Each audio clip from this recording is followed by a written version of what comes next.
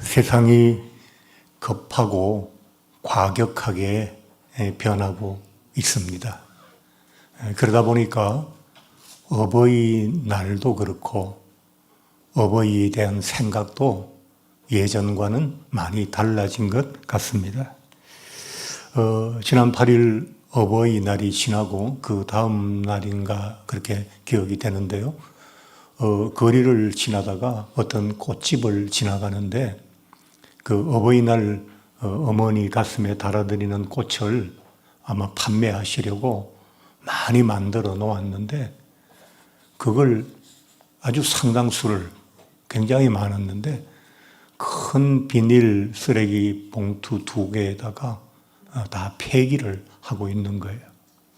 호기심 많고 꽃 좋아하는 저희 사모님이 살짝 한번 물어봤던가 보죠.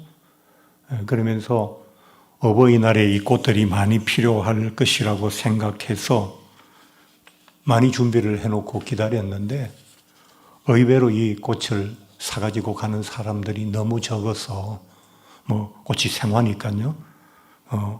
오래 둘 수가 없잖아요. 그래서 그만 폐기하고 있는 것이다. 이제 그런 내용을 알게 됐습니다. 세월이 자꾸 흘러갈수록 어버이날에 꽃을 달아드리는 이 세레머니, 작은 세레머니도 자꾸 이렇게 없어져 가는 것 같아요. 요즘은 어버이날에 가슴에 꽃을 달거나 손에 꽃을 이렇게 드신 그런 어버이들을 만나기가 어려운 것 같습니다. 왜 그럴까요? 삶이 각박해지고 힘들어지면서 당연히 해야 할 일들조차도 부담으로 여기기 때문에 그런 것이 아닌가 생각이 됩니다. 앞으로 우리 어버이들은 저도 이제 어버이가 된 지 벌써 몇 년이 지났습니다만 우리는 우리 자녀들에게 혹은 후손들에게 제대로 된 사랑과 존중을 과연 계속 받을 수 있을까? 저는 그 부분에 대해서 굉장히 회의적인 것 같습니다. 저도 수술 후에 1년 만에 어버이날을 그냥 지나칠 수 없어서 홀로 되신 93 되신 어머니를 찾아뵙거든요. 어머니께서 1년을 기다려서 이 맏아들을 맞아서 어머니께서 아들에게 받으신 대접이라는 게 하룻밤 같이 자드리고 식사 2끼 챙겨드리는 것으로 어버이날의 행사는 아주 간단하게 끝이 나 버렸습니다. 그리고 저는 다시 올라왔습니다. 대구에서 광주로 떠나는 저를 배웅하시는 어머니의 얼굴에는 떠나는 아들에게 매달리고 싶은 그런 절박한 표정이 엿보였습니다. 늘 같이 살고 싶어 하시는 93 되신 늙으신 어머니를 두고 떠나와야 하니까 가슴이 아렸습니다. 그러나 그럼에도 어쩔 수 없다는 무력감이 또한 함께 들었습니다. 긴 세월 동안 많은 사랑을 받았지만 이제 어머니께서 가장 연약하실 때에 자식들이 어머니에게 할 수 있는 현실적 한계가 너무나도 분명하기 때문입니다. 하루 만에 손살같이 떠나는 저를 아쉬워하는 어머니의 모습에서 아주 오래된 작은 기억 하나가 떠올랐습니다. 저는 어린 시절 한 2살부터 한 5살까지라고 생각이 되는데요. 그때 저희 집안 형편 때문에 저는 시골에서 할머니, 할아버지 손에서 자라고 있었습니다. 너무 어렸기 때문에 왜 어머니가 저를 떠나 계시는지 잘 알 수 없었습니다. 아버지는 군인이셨기 때문에 떠나 계신다는 것을 어리지만 이해했지만 어머니는 왜 떠나셨는지 저는 잘 몰랐어요. 그런데 몇 달 만에 한 번씩 저를 찾아오셔서 몇 시간, 한 반나절 잠시 머무르시다가 돌아가시곤 했는데 그때 어머니께서 어린 아들을 두고 다시 떠나가야 한다는 그 슬픔 때문에 어쩔 줄을 몰라 하시던 그 모습이 기억에 떠오른 겁니다. 그때 어머니가 어린 아들을 두고 가실 때의 그 아픈 마음을 오늘은 나이든 아들이 더 연로하신 어머니를 두고 떠나는 그런 아픔으로 우리 모자는 긴 시간을 사이에 두고 서로 주고 받았던 것입니다. 어머니를 홀로 두고 돌아오는 길은 감성적인 아픔만 있는 것이 아니라 현실적인 고민도 함께 있었습니다. 더 나이 드시면 이제 어떻게 하지? 동생들은 내가 맞으니까 전부 나만 쳐다보고 있을 것 아니겠습니까? 어머니를 모시고 온다 해도 아무런 연고 없는 이곳 오포에서 차가 없으면 모시고 다니는 사람이 전담으로 배속되지 않으면 어머니의 생활은 집안에 갇혀 계실 것이 분명하잖아요. 지금 시골은 그래도 한 교회에서 평생을 계셨기 때문에 나이 드신 권사님도 가끔씩 방문하고 이야기 상대도 되어드리지만 이곳 낯선 곳에서는 그런 생활이 어렵잖아요. 또 이미 1년간 저에게 신장 하나를 내주고 1년 동안 환자 노릇하는 저를 돌보느라고 충분히 지쳐있는 나이든 아내, 또 앞으로도 저의 건강을 계속 신경 써야 하는 부담을 지고 있는 아내에게 어머니까지 모시고 살자고 할 수는 없었습니다. 어머니에 대한 걱정이 복잡한 생각들과 함께 돌아오는 길 내내 제 마음속에 머물러 있었습니다. 그러면서 저는 목사니까 이런 생각이 떠올랐어요. 어머니의 노년도 노년이지만 저도 노년이잖아요. 70대가 가까워오는 아들이 100세가 가까워오는 어머니를 모셔야 하는 이 어려운 현실. 지금은 내가 잠시 어머니의 노년을 걱정하고 있지만 이제 곧 내 노년이 나에게 닥쳐올 텐데 그때는 누가 나를 돌볼 수 있을까? 지금 어머니처럼 그때 나도 자식들의 현실적인 한계 속에서 버려지게 되는 것은 아닐까? 그런 복잡한 생각들이 떠올랐습니다. 저는 그러면서 결론을 내렸어요. 이미 그런 생각을 오래전부터 하고 있었습니다만 저는 아들이 둘이나 있지만 그 아들들이 저의 노년을 돌볼 수 있을 것이라는 기대를 애초에 하고 있지 않습니다. 이미 단단히 각오를 하고 있다는 말입니다. 아들 둘을 잘 키워 놓았는데 왜 그런 생각을 하느냐고 하시는 분도 계시겠지만 그 아이들이 살아가는 모습을 보면 늙은 부모에게 신경을 쓸 여유가 정말 없을 것 같아요. 서운한 마음으로 자식들에게 기대지 않겠다 이렇게 말하는 게 아니고 내 스스로가 기댈 생각을 아예 하지 말아야 되겠다라는 결론이 그 아이들의 생활을 가까이서 지켜보면서 바로 그런 결론이 나왔다는 말입니다.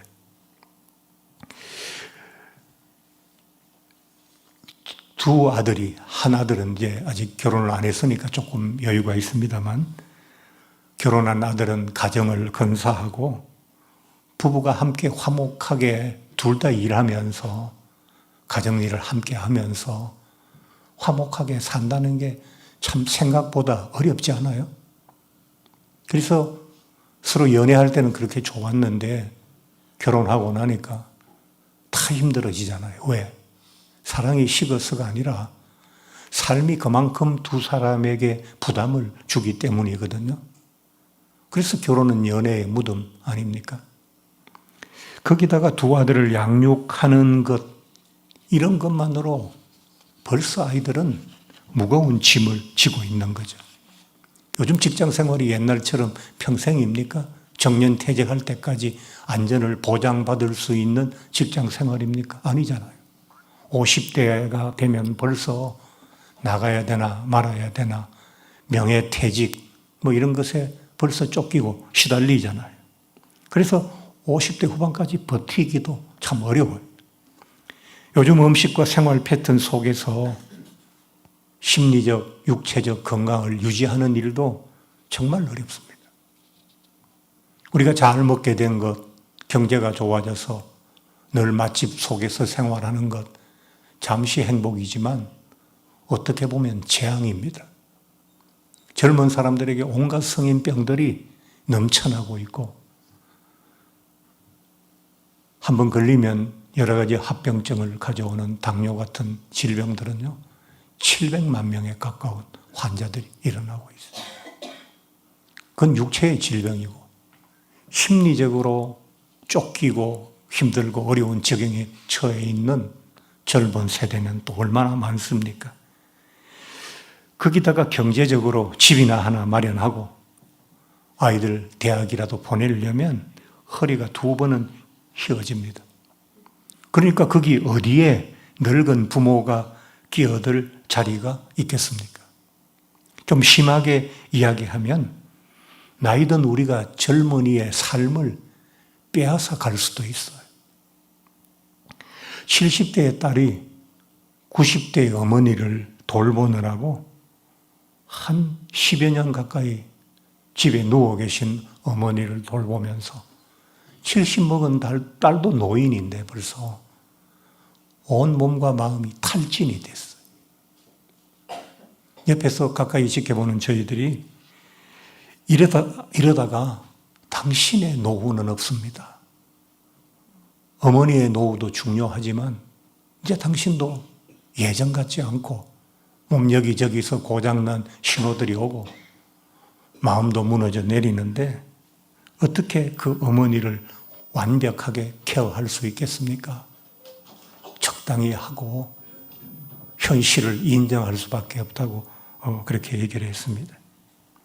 지금 우리 사회의 국민연금이나 의료보험 같은 것들도 자꾸 출산율은 줄어들고 자녀 한 사람이 부담해야 될 어르신들의 숫자가 점점 많아지고 있잖아요. 저도 의료보험이 제가 넉넉하지 않으니까 저기 큰아이 앞으로 돼 있는데 의료보험을 한 달에 얼마나 내나 하니까 50만 원 가까이 낸다 하더라고요. 물론 직급이 좀 높기도 하고 그렇습니다만 그러니까 우리 자녀들이 우리 나이가 되었을 때 지금의 연금이나 의료보험 같은 보장을 계속해서 받을 수 있을까? 저는 과거에 투석했잖아요. 투석 환자의 1년 투석 비용이 6천만 원 정도 됩니다. 그건 세계보건기구에서 나와 있는 통계예요. 근데 저는 그 비용 중에 5%만 냈어요. 나머지는 의료보험에서 부담하는 거죠. 한 달에 250만 원 정도 드는 돈을 저는 24만 원만 내고 그걸 치료받았다고요. 근데 그 병원에는 40명의 환자가 오전 오후로 계속해서 일주일에 2교대로 그렇게 오는데 그 가운데는 8순이 넘어서 9순이 다 되는 어르신들도 거기서 1년에 6천만 원 가까운 돈을 나라의 돈을 지출하면서 생명을 유지하고 있거든요. 저는 그 병원에 있으면서 늘 젊은 이들에게 미안했어요. 제 아들의 등골을 내가 빼먹고 있는 건 아닐까? 그런 생각도 들 만큼 그랬습니다. 오늘 이 나라를 있게 한 우리 구세대를 잘 섬겨야 한다. 지난번에 노인회 회장인가 하는 분이 나오셔서 그 얘기를 하시더라고요. 치우친 이야기라고 저는 생각합니다. 제가 이런 얘기를 하면 오늘도 예배 나오신 분들 가운데 연세 많으신 분들이 많기 때문에 여러분이 목사의 말을 서운하게 생각하실 수도 있어요. 그런데 목사는 말입니다. 때로는 모든 사람이 알고 있지만 끄집어내어서 이야기하지 않는 이야기를 굳이 끄집어내서 말하는 그런 역할을 해야 할 때도 있거든요. 여러분, 우리가 자식들을 의지하지 말아야 됩니다. 기대하지 말아야 됩니다. 이미 우리는 의료보험이나 여러 가지 사회보장, 복지 정책 가운데 많은 미래 세대에게 부담을 주고 있고 그들도 우리 나이가 되었을 때 과연 보살핌을 받을 수 있을까라는 불안함 속에서 우리 몫을 지금 다 챙기고 있거든요. 그런데 그 자녀들에게 우리가 나이 들었으니까 우리를 잘 돌봐야 된다라고 부담을 준다면 우리 자식들은 어디로 가겠습니까? 저희 아이도 우리 며느리하고 월요일부터 금요일까지 밤 11시에 애들을 어린이집에 맡기고 제가 아프니까 요즘은 저희 사돈 내외가 매일 어린이집까지 여의도까지 가서 아이들을 데려다가 집에 데리고 와서 엄마 아빠가 퇴근할 때까지 아이들을 돌보고요. 전쟁같이 지나거든. 그리고 토요일 주일 쉬는데 주일은 교회 가야 되니까 또. 그럼 저를 한번 저한테 귀여운 손자 한번 보여주려고 그러면 차를 끌고 2시간씩 저 김포공항 앞에 교화동에 있거든요. 차 밀리는 시간에 아이들 데리고 왔다가 또 그 아이들이 건강합니까? 어린이집에 가니까 얘들은 건강해도 어린이집 애들 중에 한 명만 감기 걸리면 온 애들이 다 따라 걸려요. 나왔다가 또 그 옆에 놈이 걸리면 또 다시 걸리고 온 겨울 내내 감기를 달고 살잖아요. 근데 아버지 가슴에 손자 한번 안겨드리겠다고 한번 오는 일도 그 아이들에게는 너무나도 무리한 일이거든요. 그래서 저는 여러분은 어떤 생각을 하고 계시는지 모릅니다만 나는 자녀를 의지하지 말아야 되겠다. 죽어도 그냥 나 혼자서 해결해 나가야 되겠다. 섭섭하게 들리실지 모르지만 자식들이 돌봐줄 것이라는 기대를 빼앗기지 말고 우리 스스로 버려야 된다고 생각합니다. 그렇게 하지 않으면 공연히 힘든 자식들을 원망하고 미워할 수도 있게 될 것입니다. 아예 접어야지 원망도 안 생기고 미움도 안 생기고 자식들의 삶을 이해하고 또 사랑할 수 있는데 많이 내게 베풀어 줄 것이라고 기대하고 있다가 안 되면 원망하잖아요. 그래서 아예 기대를 접으시라는 부탁을 드리고 싶습니다. 그러면 우리는 어떻게 살아가야 되나? 노인은 지팡이가 필요합니다. 노인의 걸음에 지팡이가 필요하듯이 노인의 마음과 삶에도 지팡이가 필요합니다. 우리는 이 힘든 노년에 무엇을 지팡이 삼을 수가 있겠습니까? 자식들이 아니라면 사회 단체입니까? 나라의 복지 정책입니까? 무엇이 우리의 지팡이가 될 수 있습니까? 다행히 준비가 잘 되어 있는 노년은 조금 낫겠죠. 그러나 우리 사회의 70몇 프로, 80%에 가까운 노후 세대는 자신의 노년을 위해서 제대로 준비되어 있지 않아요. 모든 것이. 그러면 우리는 어떻게 우리의 노년을 살아갈 수 있습니까? 오늘 본문이 그 답을 주고 계십니다.